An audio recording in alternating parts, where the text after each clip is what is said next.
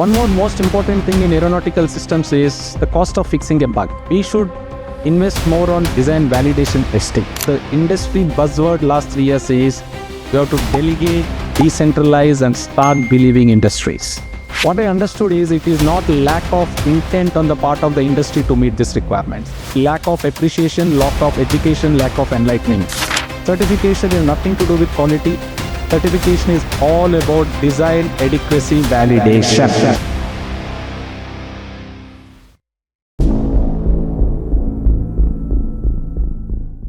Welcome to this technical session on Defense Airworthiness Certification. It's a pleasure to have such a distinguished gathering of professional engineers, research, and defense experts with us today. Airworthiness certification forms the backbone of flight safety and operational reliability in defense aviation. It ensures that every aircraft system and components meets stringent safety design and performance standards before entering service.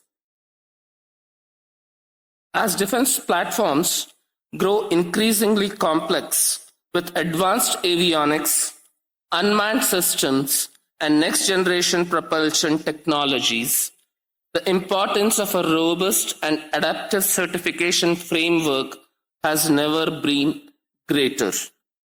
In today's session, we will be exploring the evolving landscape of airworthiness, challenges in certification processes, and opportunities for innovation and harmonization across national and international frameworks. Let us begin by welcoming our esteemed speaker who will share his insights and experience on achieving and maintaining airworthiness in defense aviation. I request IMS Chairman H.V.S. Krishnaji to kindly escort Shri A.P.V.S. Prasad to the dais.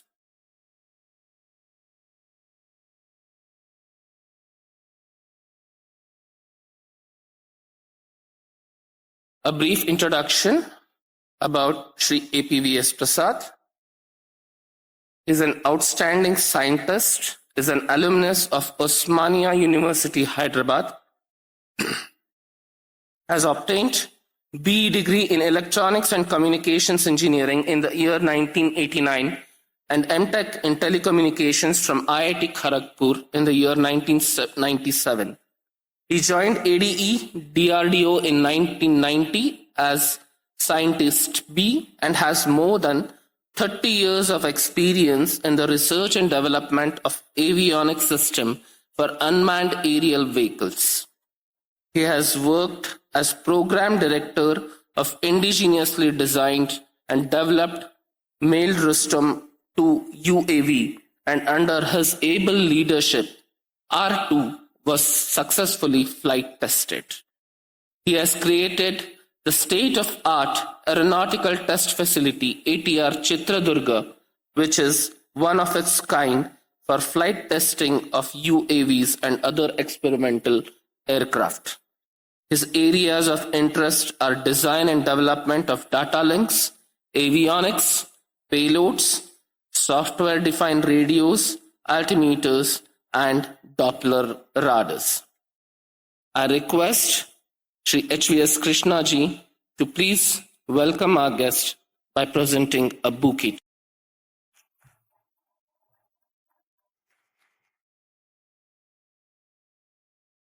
All the dignitaries on and off the stage, all the friends from the industries. Today I'll be giving a brief presentation on what is airworthiness certification all about. If you look at the past 2 decades, India has done exceedingly well in land and naval systems, but it has done very good aeronautics. So my entire presentation will be focusing on what we need to focus to do exceedingly well in aviation disciplines also. So as we all know, design and developing any systems for ground and our naval systems is an order of magnitude less challenging compared to designing for an aeronautical systems. To ensure design adequacy and test adequacy, that it meets not only the safety. Safety is taken for, in all aeronautics, it is almost 1 in 10 power minus 9 for civil, and military, we can compromise. So we also ensure that the operational requirements of the users are met. Should all understand, there is a constant concern on Indian industries that users would like to have foreign systems. But all of you should understand, when you buy your mobile phones and cars, most of you try to go for imported systems. Subconsciously, you are looking for 3 major things. One is reliability, repeatability, user-friendliness, and long life. For cars and mobiles, which you have a second chance to get it repaired along the roadside, you are very conscious of the reliability and the life. But what about an aircraft which do not have a parking bay in the airspace?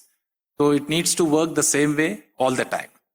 So it should be a zero tolerance crime when it comes to design, development and production of aeronautical systems. And there has always been a concern in this country, is certification coming in the way of innovation? That is one of the concerns expressed by all the industries. So as I keep going in my presentations, all of you should understand, we are the only country in the world, we do a lot of things to satisfy the requirements of airworthiness certification.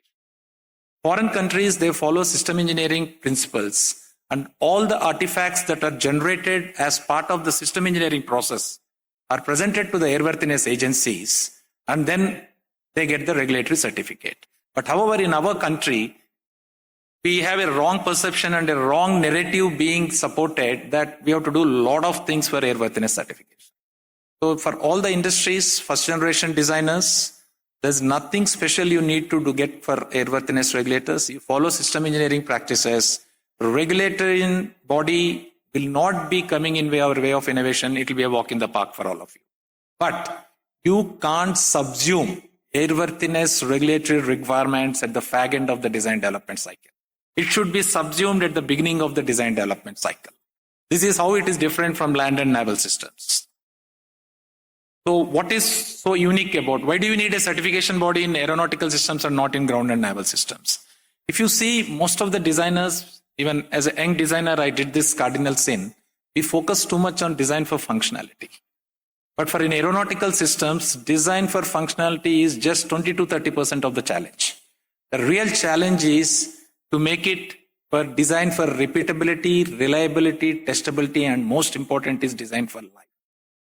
Because when an aircraft is flying, it is inducted into service. You have to give a calendar life and technical life into each component subsystem system. That means that component needs to work for a minimum of assured 3,000 hours.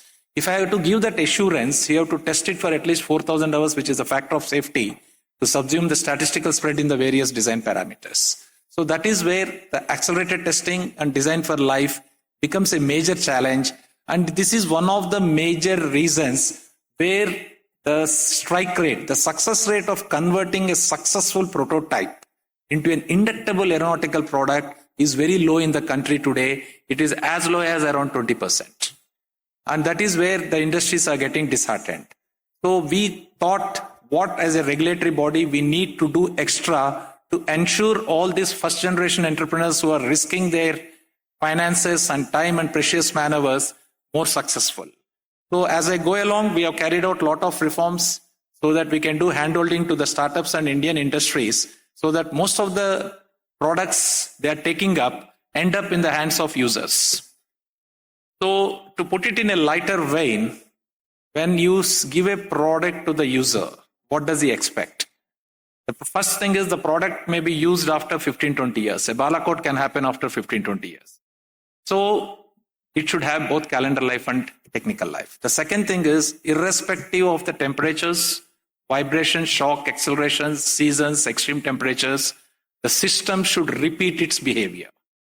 First, as a young scientist, when I designed a system and it was getting inducted into Air Force, one Air Commander told me, Prasad, tera system mera spouse jaisa hai. Every day morning, how her or his response is unpredictable.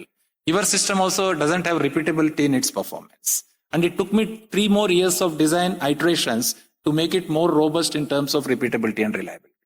So one of the reasons why our users are preferring the imported systems is what separates them from the indigenous development is they focus on the design for testability, repeatability, reliability, and design for life right at the design iterations. So why is it not our Indian industry is not taking this path? The first culprits are we. When we float an RFP, when I say DRDO or any of ours, the designers knows what he wants in the mind. So, but the problem is the users float the QR document. Worldwide, after the QR document is released, there is something called CONOPS document, concept of operation. India doesn't fight global wars. So we need not make a component or a system based on milk standards. It's an overkill. I can't expect an infant to run a marathon. A first generation startup, I can't ask you make it to milk standards. We are harassing him and embracing him. So tailoring of standards is one of the major reforms we brought in the Indian industry so that it is Indian military specific use case. First, let us crack the first initial problem. So we have started staircase approach of certification. So we give you a lot of concessions so that only in the Indian environment, so we have brought out that standards, what it takes to meet the only Indian user requirements. It need not be complained to military standards. So as this slide shows, irrespective of season, irrespective of time, your system should operate and respond the same way. This is, in a layman's language, what is expected from an aeronautical system. And ease of testing. When the fighter aircraft takes off, the pre-launch go, no go. A sergeant who is not well versed with the technology has to have the confidence that your system which is going on board that fighter aircraft is fully testable with 100% test coverage, and he gets the confidence. A simple press of a button, he should get the go, no go about the health of the system. So these are some of the requirements which we have oversight, because most of us are first generation designers in aeronautical systems in our country today. One more most important thing in aeronautical systems is the cost of fixing a bug. We should invest more on design validation and simulation, design validation testing. As a country, we have focused on the infrastructure required for compliance testing, that is temperature, vibration, shock acceleration. But as a country, we have not invested for design validation test facilities because of two reasons. They are very costly, labor intensive, time intensive, and cost intensive. And because of the suboptimal funding in some of this or lack of appreciation, we have not invested. And if you do not have 100% test cases, when you push the product into production, when it goes into induction, most of us are inadvertently doing fair weather testing because of lack of complete test facilities. And when a test case which has not been exercised during the peacetime, when it happens in a wartime, the probability of failure is very high. And what happens if you have already inducted and produced 100 numbers, the design modification, production modification, and retrofit cost in aeronautical systems will wipe out the entire balance sheet of industry. So you have to be very careful. The probability of any bug going beyond your design and development phase should be reduced to tending to zero. So this is how an aeronautical system design is totally different from other systems. So if you see this chart, the cost of fixing a bug in an aeronautical system exponentially increases from the design to the induction. In an automobile industry, the recall is very costly. But in aeronautical system, it is both time, cost, and inadvertently, you are giving a false sense of security to the nation. There is always a complaint against the regulatory body. Why regulatory body is troubling me? Why they are so heartless? You should understand it's just not a question of giving a signature on your certificate. And if I inadvertently give a suboptimal certificate, you are compromising on the security of the nation. As a country, we have world-class designers, world-class manufacturers. Recently, I attended a military airworthiness conference, and I was not so happy because I was found I am not a world-class regulators. Because the amount of concessions I'm giving to you industries, no other regulator in the world does it. But unfortunately, in our country, a narrative is built that we are partly failing, the time to market is getting delayed because we have a non-cooperative and strict regulator. So you all should help me in becoming a world-class regulator too, in addition to world-class designers and manufacturers. So Three major important things. When a RFP comes to you, you have to read between the lines. Please go and meet the designers before you bid. Today in TDF projects, IDX projects, all of you are doing a wonderful job. Wherever failure is there, it is because of these 4 reasons. So we have evolved a RFP technology requirement document template. We are making it mandatory wherever CEMILAC certificate is required. What I understood is it is not lack of intent on the part of the industry to meet these requirements. It is lack of appreciation, lack of education, lack of enlightening. So we have made a TRD, that RFP TRD, they have to follow in that. In an aeronautical system, it's just not the BOM cost. It is only 20-30%. The cost of the rigs, jigs, fixtures, simulators is almost 50%. Designing as an engineer, if you cannot quantify as a measurable how you are showing to show compliance to requirement, it cannot be flown. If you see SpaceX as a startup, they have failed miserably in their initial 3-4 ventures. Today, they have learned the hard way. Today, if you see SpaceX from the sky, they have written anything which cannot be tested, cannot be flown. Very simple. So you have to create the methodology, mechanism, how you have to show the compliance to the test requirement traceability matrix.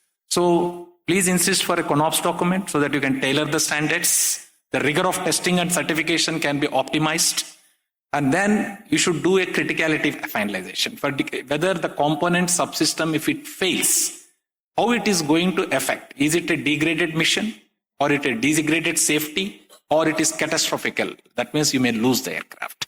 And now, when the unmanned aerial vehicles are on the horizon, a lot of people question me, do you need certification? All of you should understand, though it is called unmanned, more men are involved in the operation of the UAV, and more men may lose life if a UAV goes rogue and falls on a civilian area.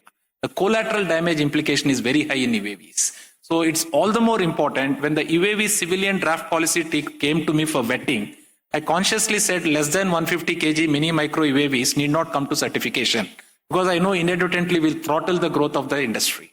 But today, after good 5 years, the Army, Air Force, Navy comes back to me and tells, we have a lot of issues.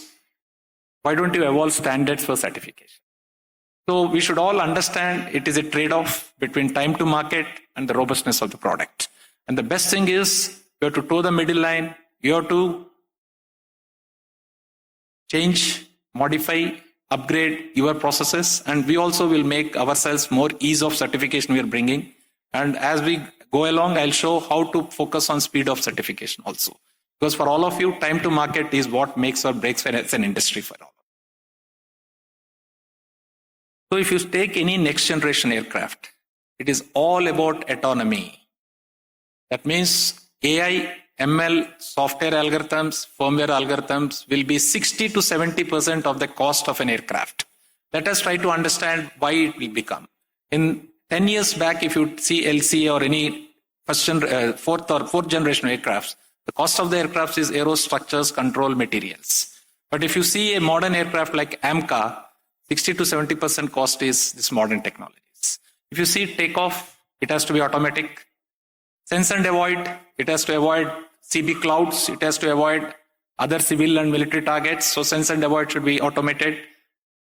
Detection, identification and classification of targets has to be automatic. Then weapon engagement also will become automatic. You see who wins the war today. 2 major benchmarks. One is you should have a seamless net-centric warfare system in place. Second is response time. Whether you win a war or you win a battle between 2 aircraft is who has the fastest response time. From the time to detect to time to decision and time to shoot, will make or break a war. So it's all about response times. So, and even landing, every part of aeronautical system is being automated. There are levels of autonomy. And in India, I think we are somewhere around 3 or 4, and the whole world is around 6 to 7. So we should all focus on, like most of your startups, I think sense and avoid is one discipline, automation, because we are excellent software engineers, mathematicians, academicians, and this sense and avoid, multi-sensor data fusion do not need huge infrastructure, huge test facilities, and huge budgets. You need bright minds, ignited ideas, and excellent synergy between startups and academia. So I think we should focus on how to increase the level of automation in that entire journey of an aircraft from takeoff to weapon engagement to come and successfully land back. And one more important thing, if you see from the Operation Sindoor, in olden days, we used to say how safe an aircraft is. All of you are doing transatlantic flights day in, day out. You're able to sit peacefully. Will you ever travel in an aircraft if you say some of the components which the EASA or FAA has cleared are with concessions? Never ever. But when it comes to your component which is going to military, you always come and negotiate with us that why don't you give this concession?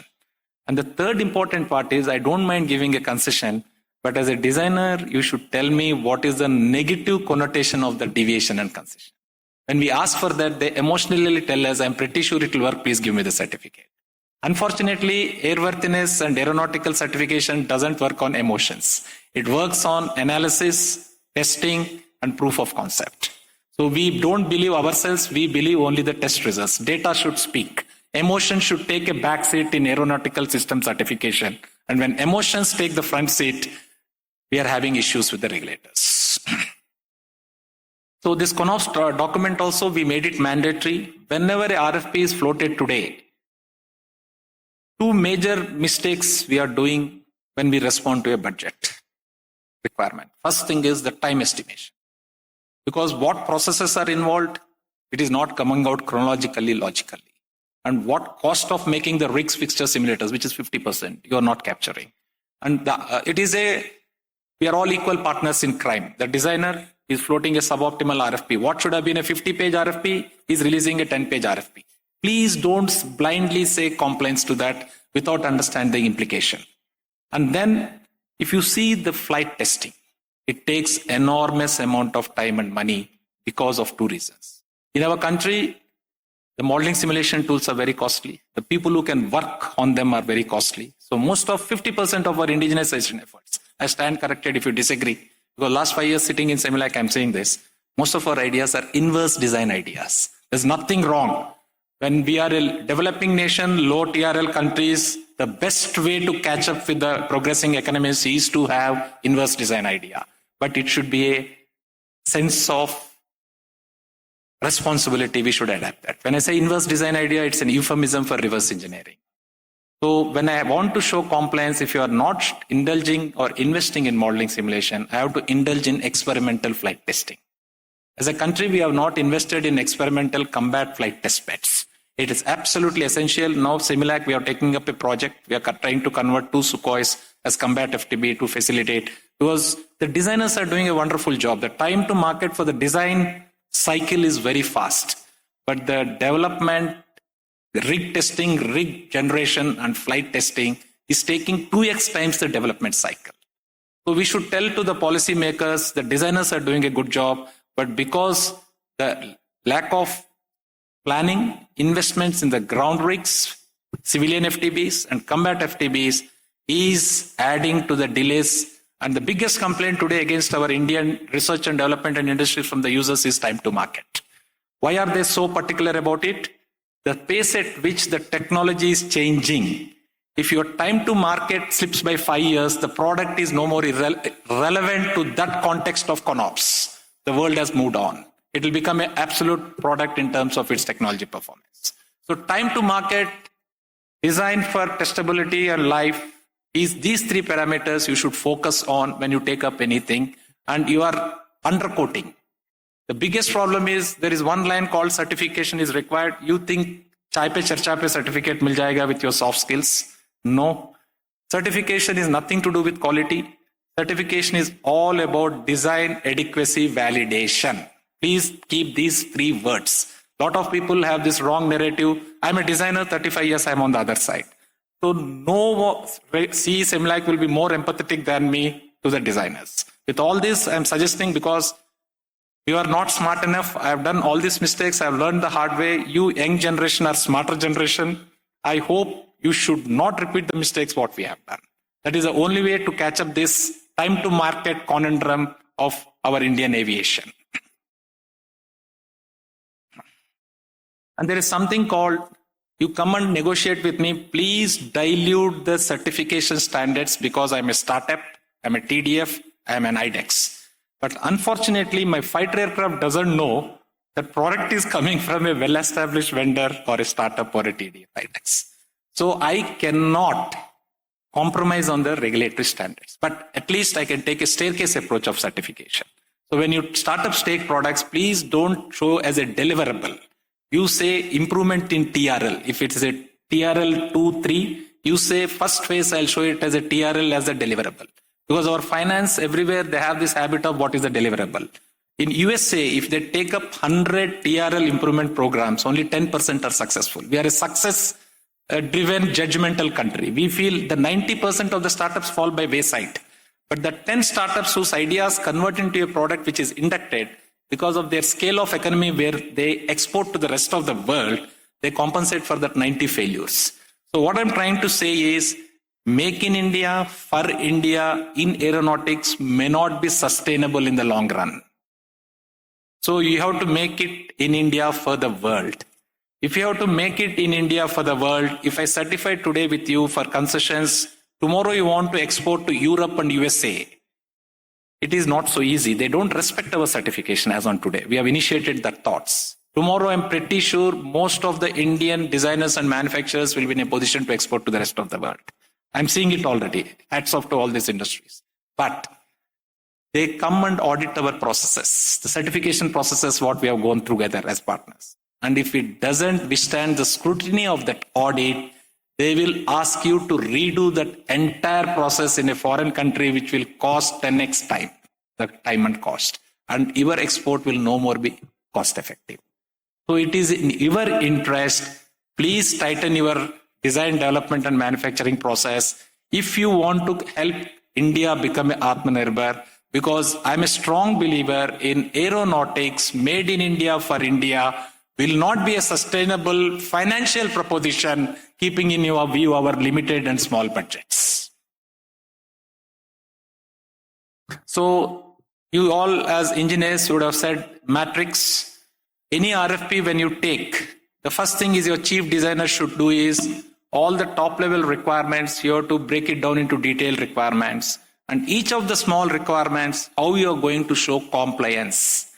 As an engineer, you can't say my video compression algorithm is very good. No, you have to quantify the performance. How is SNR, PSNR or EBB or not. So for that quantifiable, measurable, you have to invest in the rig simulators modeling. So you have to show this parameter I'll show by modeling simulation. This parameter I'll show by a special type test equipment.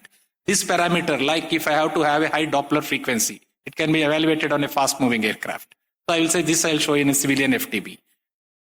In India, today, we are doing exactly the opposite of what the whole world does. In foreign countries, 70% of the design compliance is shown in ground rigs and simulators. 20% is shown in civilian FTBs. And only 10% of the test environment which cannot be simulated on ground and civilian FTB is reserved for evaluating on the actual fighter target aircraft. Today in our country, we are doing exactly the other way. And in this process, when delay happens, we are blaming the regulatory bodies. So please do some introspection. I have done a SWOT analysis of the regulatory bodies when I took over. All the weaknesses of the CEMILAC organization we have presented to the Honorable RM. And last 5 years, we have worked on it to ensure where we were wrong, we have corrected ourselves. Now the rest is now up to the industries to show the improvement. They have to do a SWOT analysis themselves. Why the success rate, which is so high in land and naval systems, why the success rate is not so high in aeronautical systems? It is just not purely because of the regulatory body. Yes, partly you are right. So we stood corrected. We have taken a lot of reforms. And I request all the industries also, please hire the correct quality of human resources for aeronautical products. The best investment, if you want to venture into aerospace, is very good human resource who appreciates system engineering, who has dirty his hands in design and development aeronautical systems. So these are the slides I will share in a detailed thing. If I had more time, I will share. You should follow this. And this, as a designer, you should follow. Don't follow these procedures to appease or satisfy the regulatory bodies. The white-skinned foreigners, Westerners have evolved all these regulatory procedures. We have studied them, customize them, repurpose them to the Indian context. None of this is our own innovations. So don't think we are here to trouble you.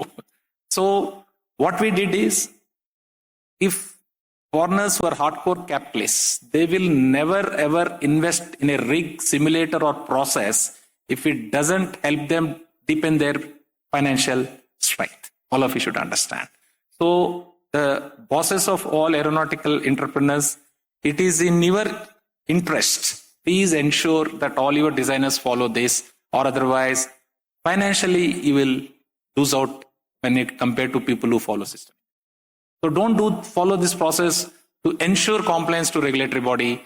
Please follow these procedures to make the design robust, product robust, and it reliable and repeatable and good life. And one more thing we have done to handhold the Indian startups and all, we have taken something called staircase approach of certification. So we will tell you, just show me the proof of concept initially, then we'll give concessions.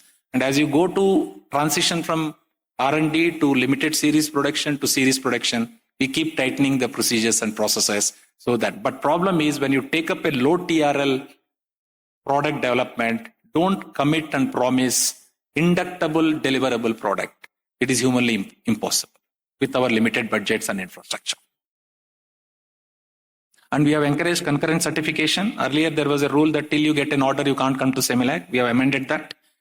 Even NCNC basis, you want to take up any product which may have future application in our armed forces or for the world, we are willing to give you concurrent certification right from the design stage. We'll do handholding. So we have taken up a lot of reforms, and we found that it is not lack of intent of the industries, it's lack of investments, the deep pockets they need to have for investing in this ground rig simulators, modeling simulation tools. So we thought we should strike a balance between certification requirements and design requirements. So I did a root cause analysis, what ails our Indian industry to fast track the entire certification process. So we took out a lot of technical and administrative reforms. So what we did is, most of our LRUs are software intensive. When I tell them aeronautical software testing costs 60 to 70% of the software development cost. The tools required, the manpower required are very costly. Third thing is, when we ask them to present that software to CEMILAC, CEMILAC being under DRDO, you people have an apprehension your IP will be compromised. I understand that, I'm empathetic to that, because we don't have strong legal framework in our country. So we have set up a software testing and certification center. You can bring your code on a CD, you can sit there, you can run your test cases, you can see your observations, and you can take the certificate. Same thing with VHDL. Here also we have bought all the tools, we have bought the manpower, CMM level 5 manpower also to help you. They are private people. So your IP is not compromised. We are helping you in making your software robust. Because any bug, even in LCA, after few lakhs of nautical miles flying, we found bugs. There is no software humans have developed which is bug free. We have to constantly keep doing testing and regression testing to reduce the amount of bugs. We have to follow coding standards, especially where safety critical softwares are generated, where AIML dependent softwares are generated. We have to follow coding standards also. And one more thing is that criticality. Don't do a costing of any aeronautical system development without doing something called SSA, FMEC, FHA. Because that is called the system safety analysis. No one in the world does it. Unfortunately, in our India, we have not established. I'm telling it's a zero tolerance. If you don't do it, I'm pretty sure your probability of success is very less. Why? Why do you need to do this? First thing is, when you do, these things should be done before PDR. Unfortunately, in our country, you do when you come to CEMILAC for negotiating. First is, the rigor of testing is dependent on the criticality. First parameter. Second parameter, for the designer, I'm going to explain, based on the criticality, the reserve factor, the factor of safety, the redundancy, similar, dissimilar redundancy, these are all design parameters. That is derived from this criticality analysis. But unfortunately, you are skipping this step, rushing through your PDR and metal cutting, and when you come to the regulatory bodies, you keep negotiating with us, don't declare it as safety critical, you declare it as non-safety critical. In a complex fighter aircraft system, today even mission systems like fire control radar, EW systems, and EU optical payloads will become safety critical. Why? In modern warfare, how good is your fighter aircraft? How good it is doing a Cobra maneuver? It has no more, it has lost its relevance. The days of Tom Cruise dogfights are over. Today we have passive detection at 350 kilometers, active detection at 200 kilometers, and BVR missiles with 250 kilometer range. So beyond you realize, you are shot. Operation Sindoor, I don't want to discuss. If all of you, if you're read between the lines, you'll be able to understand. Even before we were on the offensive, we have lost some of our assets. That is because there is something called Combat Survivability Index. Modern fighter aircrafts are benchmarked based on survivability. For you to successfully carry out an offensive mission, first you should take care of your defenses. So if you don't survive, you can't fire that BBR missile. So survivability is very important, and all these sensors, which are called the Panchendriyas of your fighter aircraft, are more relevant today rather than the thrust vectoring, the state-of-the-art control law and all that. Because at 200 kilometers, you don't need to do a dogfight. You should be able to detect, identify, classify, and engage a BVR missile which goes and kills it with a certain probability of kill. So all of you should understand almost all the payload sensors, weapons which are going on a fighter aircraft today are safety critical. So we have done a lot of reforms, fast tracking. We have initiated e-certification portal. There is always a complaint that regulatory bodies, we are arbitrary in nature, we are bureaucratic in nature, we incorporate inadvertent delays. To address these three, we have started something called e-certification portal, where your complaint, all these three complaints can be addressed. So we have a dashboard, we want to be proactive.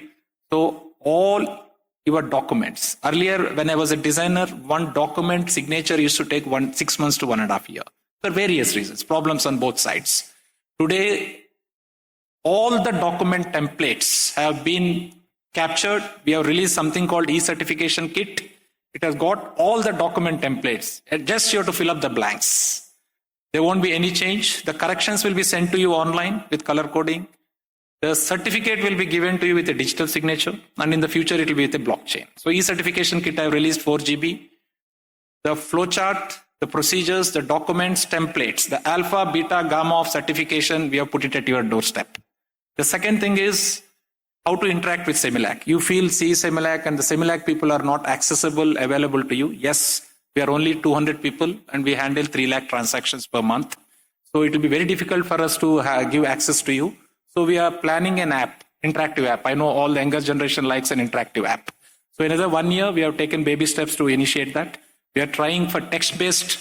I'm trying to upgrade it to voice-based with multiple languages. Let us see how it will progress. So at a press of a button, today, I get a lot of letters. I have this product, how to certify it. So it will be difficult for me to address all those. So we are taking up an app, mobile app also. Then like this, we are taking up multiple initiatives, reforms. If you have any issues, concerns about any of the processes which is brought out in my IMAP document, I'm giving all of you a healthy challenge. For the product which I'm giving you certification coverage, go to EASA, go to FAA and get a certificate. And then you rate me, how good or how bad I am. Okay. So any process which you feel is arbitrary, please write to me. If you can prove to me that process is not doing any value addition to the robustness of the product, I stand corrected. We have the grace to correct ourselves. And then the most important is if there are black sheep in all organizations. So you are also not on a strong wicket. You don't want to complain against them. You don't have a strict whistleblower policy. We have started a redressal mechanism, something called system review board, system certification review board. You can contest any of our decisions. And a 3-bench judge or a 5-bench judge of neutral experts on that subject will sit, deliberate, and we will overrule of our decision if that neutral bench says that we have been arbitrary in that decision. So no other regulatory body in this world has this kind of redressal mechanism. And most important, we are short in manpower. So we wanted to, the industry buzzword last 3 years is we have to delegate, decentralize, and start believing industries. Yes, We have to delegate and decentralize, just not because industry is asking. We want to fast track the whole certification process. With 200 people, with the exponential growth, we'll not be able to catch up. But the aerospace industry is one industry where you can't give orders based on L1. So it's a conundrum we have to break. Finances based on emotions. I can't say this guy is good or bad. So we thought about it. Last 2-3 years, we have been floating this idea. I have deliberated with all Army, Air Force, Navy users. We are trying to augment this concept of L1 with airworthiness assurance levels. Based on the concessions, deviations you take, we give a certificate with a score of anywhere between 1 to 9 out of 10. 1 to 4 is like startups, TDF, IDEX, where you have improved the TRLs. It's just proof of. That means it's not fit for LSP production. Then we give 4 to 6. The product has matured for limited series production. Then we give 6 to 8. Their tailoring of standards we have done. We have not shown compliance to MIL standards and fit for Indian military use. And we give beyond 8 where you have developed the product strictly meeting FAR standards and MIL standards. What are the benefits of this? 3 major benefits. First is L1 will be augmented with technical competence. The horses will be separated from the non-race horses. Second, all the procurement mechanism will not be hijacked with black sheeps in the subcoating and taking the L1 route. The second most important thing is when the foreign regulatory body comes to audit, I am going to subject only those products which have scored above 7 to their audit. And since they will be devoid of any major concessions, it will withstand their scrutiny and we'll get mutual recognition for CEMILAC with EASA and FAA. So this is one novel idea we have started. We have started implementing for DRDO and public sectors. And the next year we are trying to extend it to all private industries also, so that it will create a healthy competition. Because today everyone says I got a CEMILAC certificate, but in the second sheet there is a big list of concessions and deviations and disclaimers we give what this certificate doesn't cover. Okay, so I thought this thing, and recently when we visited Netherlands, the NATO Military Airworthiness Conference, I was pleasantly surprised that EASA chief also presented after me and was part of the panel discussions. They are planning to implement in civil aviation also. So I stood vindicated with that because I was deliberating almost for 2 years whether I should launch this or not. But today I feel this will help the entire Indian aeronautical ecosystem to clean up the grassroots level problems and issues which were plaguing our Indian aerospace industry.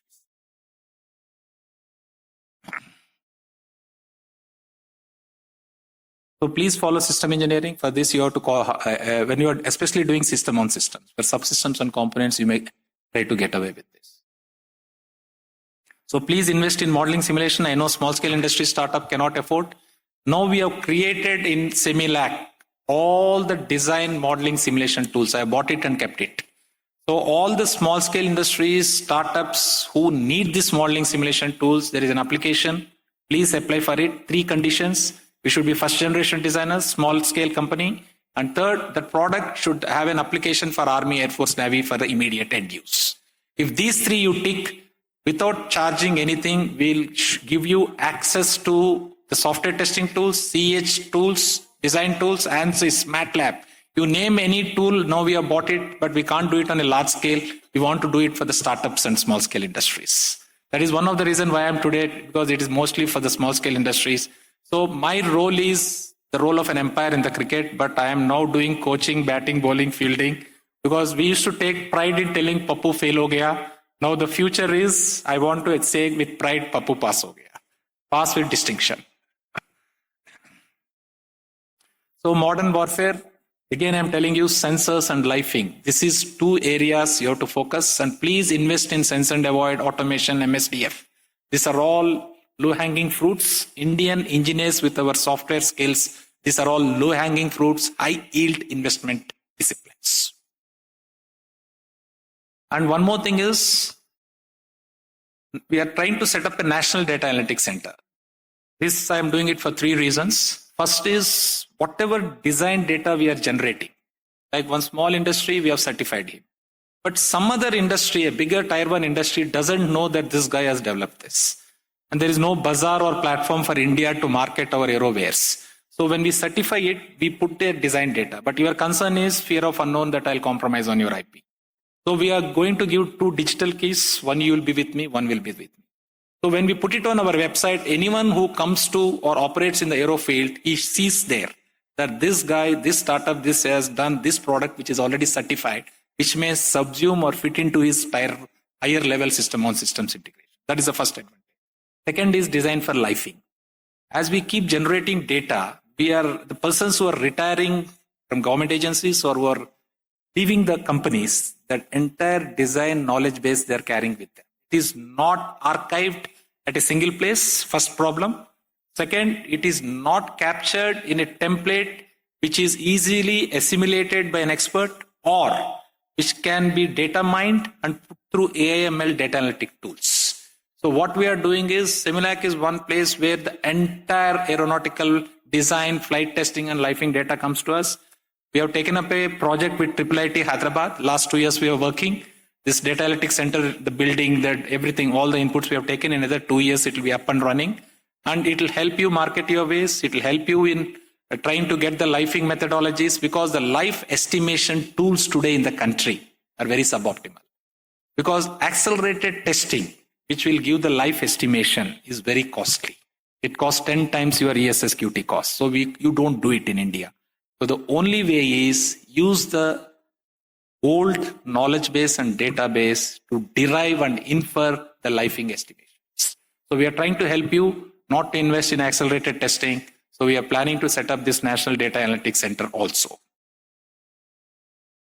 And we have been carrying out industry interaction meets, synergy meets, sensitization lectures. This is almost 12th or 13th. We keep doing when adalats where you have complaints against us, you can come sit with me, tell your problems. We are trying to resolve. We have done a lot of outreach programs also. I should thank IMS organizers for giving me this platform to interact with all of you. So just to conclude, there are 4 pillars of airworthiness. All of you should appreciate it so that you will be also empathetic to a regulatory body concerns. Trust. You all tell we don't trust you. But trust is not developed overnight. The trust comes you investing in modeling simulation tools, you investing the right human resources, and you generating data with trends to show that you have a good checkered history of doing the right way, so that we can delegate more and more of our authority to you. Today, EADS, Airbus, they have something called Airworthiness Group. 80% of the certification is done by that group, not by EASA. So I hope all these enabling reforms will ensure in the next 5 years, most of you industries will have an airworthiness group among yourselves where you need not rely on our time and availability. You will be a self-certified certifier.